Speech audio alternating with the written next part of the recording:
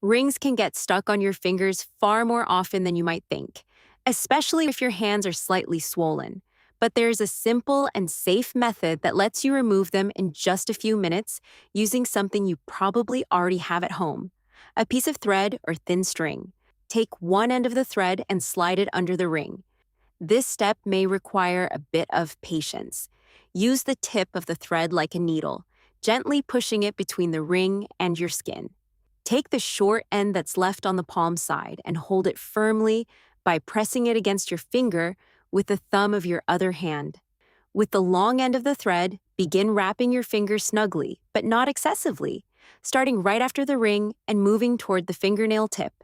Make uniform wraps. To secure the end, you can use a small piece of tape, electrical tape, or even tie a gentle knot if you prefer. This prevents the thread from unraveling while you proceed with the next step. Don't tighten the tape too much. Just fix it enough so the thread stays in place.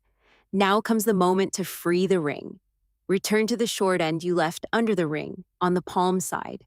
Hold it firmly but without pulling abruptly. Begin to unwind the thread in the opposite direction.